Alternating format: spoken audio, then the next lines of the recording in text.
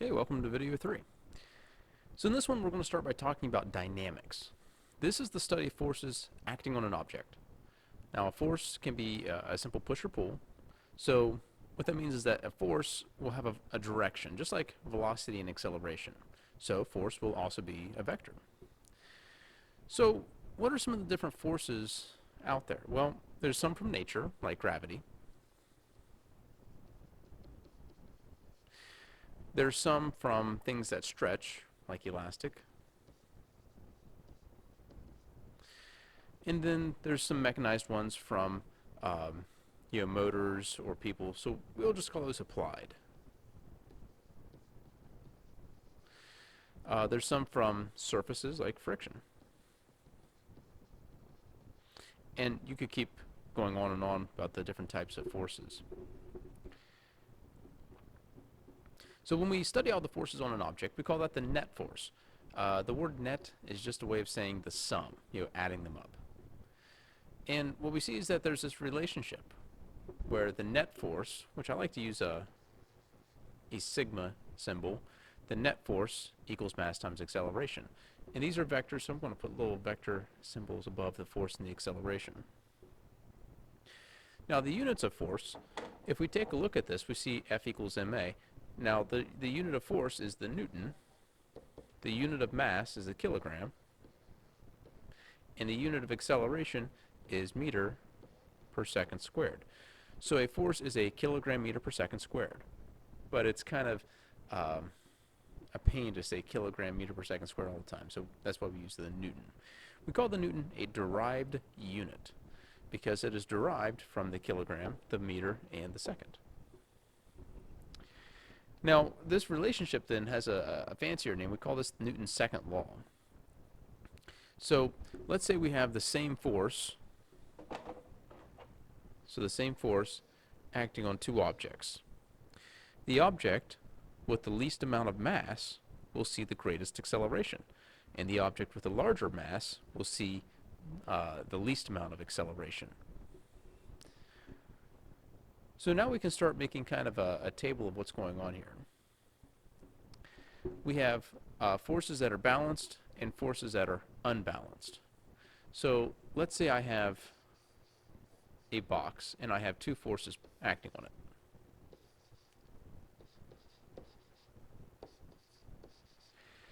That would be a case of balanced forces. So if the forces are balanced, actually, I'm going to redraw this. I'm going to put it a little closer over here. Same thing, though.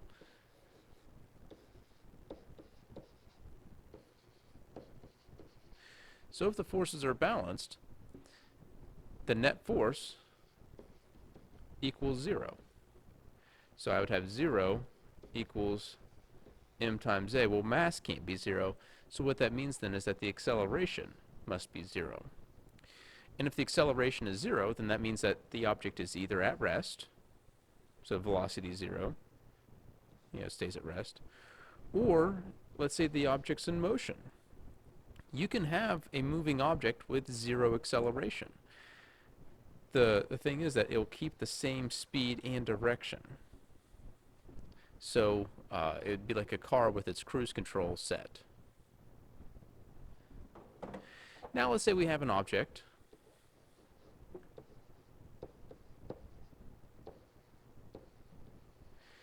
Now we can see that the forces are not balanced. They are unbalanced. And if they are unbalanced, then we do have an acceleration because we have a net force equals mass times acceleration. Now, this acceleration then depends directly on the net force. So a greater net force will lead to a greater acceleration. It is inversely related to the mass. So a greater mass means less acceleration.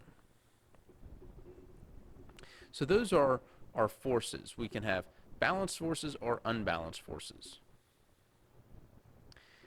Now, force is kind of thought of as a straight line. We can also have a turning force. This is called torque, and torque is very, very important to robotics. So torque is a force needed to make something turn around an axis. So think about applying a wrench to some sort of bolt. When you apply force to the wrench, you turn the bolt. So here, on the person's hand, we have the force. And that's creating a torque, which will then turn the bolt. Now, you probably have some experience in this, and you may realize that where you apply your force matters into how much torque you can apply to something. So, if you're really, really close to your pivot point, you don't have as much torque, it's not as effective as it is if you're farther away from your pivot point. There's a reason for that. Torque, which we use kind of like this fancy Greek letter T, it's called tau. It's related to the force you apply in something called a lever arm distance. Now, a lever arm distance is the distance between where you apply your force and the pivot point. And notice that if your force stays constant, if you make your lever arm distance greater, the torque becomes greater. So oftentimes, if you're working on a car or something, you have something called a cheater bar. And it's something that you put on the end of your wrench so that you can make it easier to bust a bolt free or something. That cheater bar is making your lever arm distance greater, increasing the amount of torque you place on that bolt. Now, let's take a look at the math in a little more detail. You see, the lever arm distance and the force need to be perpendicular. Going back up to this example right here, let's say we had a third force, a force right here. I'll call it force C. Notice that that force will not create a torque on that bolt. It can't, because it's not trying to turn it. So the forces must be perpendicular to your lever arm distance. So here's an example right here. Imagine that this right here is your bolt.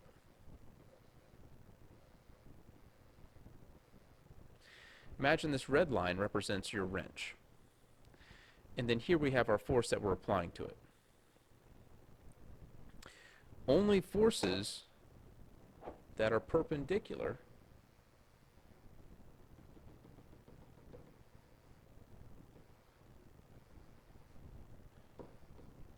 I use this upside down T as a symbol for perpendicular. Only those forces that are perpendicular can apply a torque.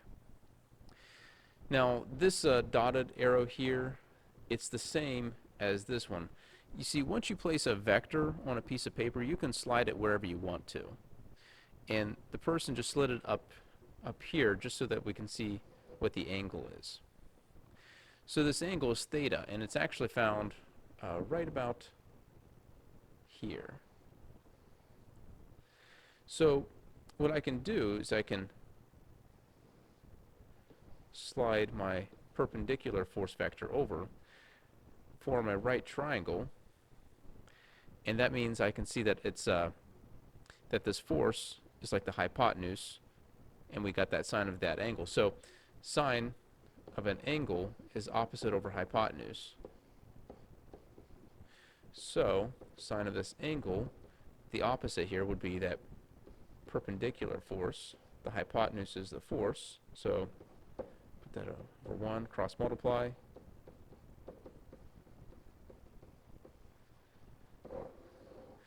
We get that force sine theta, and we see that in our formula up here.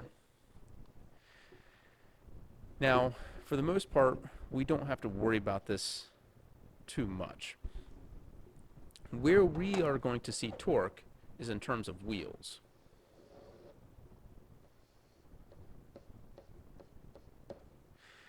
And for a wheel, let's say it's on a flat surface here, the lever arm distance will be the radius of the wheel. And when this wheel turns on a floor, it's going to apply a force onto the floor. Well, notice that no matter what, the force will always be perpendicular to the radius of the wheel. So for the most part in robotics, we don't need to worry about that whole business with the sign, because the force and lever arm distance pretty much will always be perpendicular, at least for wheels. Now the unit of torque. Well, for the unit,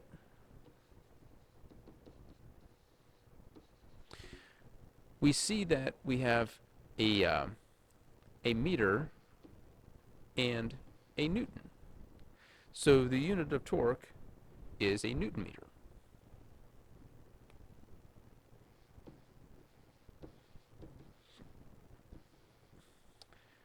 Or if you're in the imperial system, they measured in foot-pounds. So you've probably seen that in car advertisements.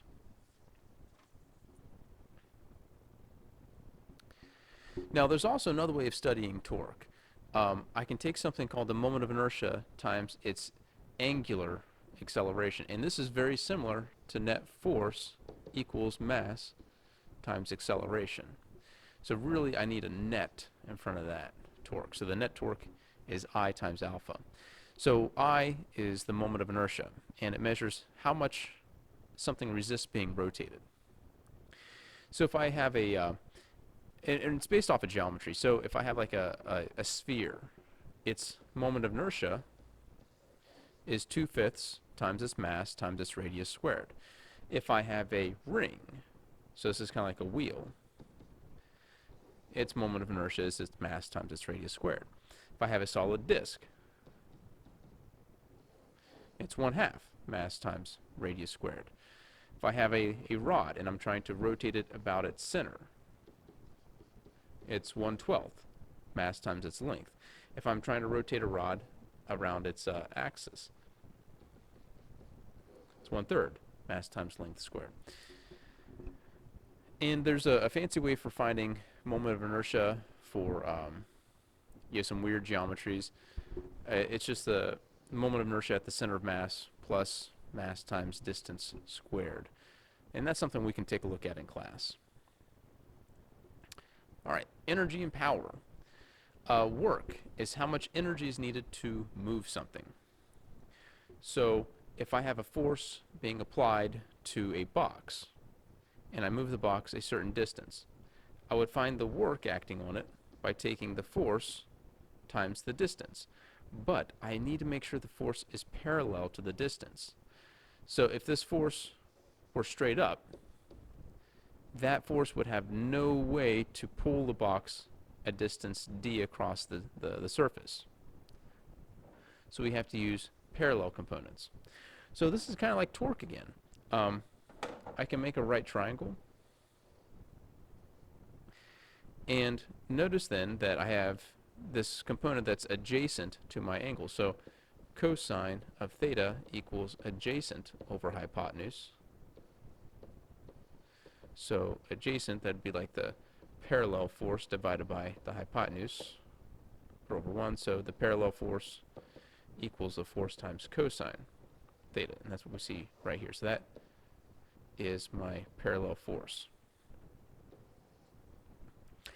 Another way of calculating work is with the work kinetic energy theorem, which says that the net work acting on an object is equal to the change in kinetic energy, where kinetic energy is 1/2 mass times velocity squared. So work equals, change in kinetic energy. Power. Power is how much energy something is using per unit time. So the main definition is work divided by time. Now, work, I should have mentioned this earlier, but work has units of the joule. And then time, obviously, is in seconds. So power is measured with something called the watt. And that equals a joule per second. So that means a joule equals a watt times a second. We use power and electricity. So this little diagram right here is called an electrician's wheel. And in this one, I means current, not moment of inertia. V means voltage, not velocity. And R means resistance, not radius. So if I take the current times the voltage, that tells me how many watts of power something is using. So if I have a 100 watt light bulb, it's converting 100 joules of electrical energy into 100 joules of heat and light energy every second. So for your DC motors, the wattage of your DC motor, that's telling you how many joules of electricity from the battery is being converted into joules of kinetic energy that moves the robot. All right, this was quite a lot to take in, so we'll do some practice in class, but this concludes our video.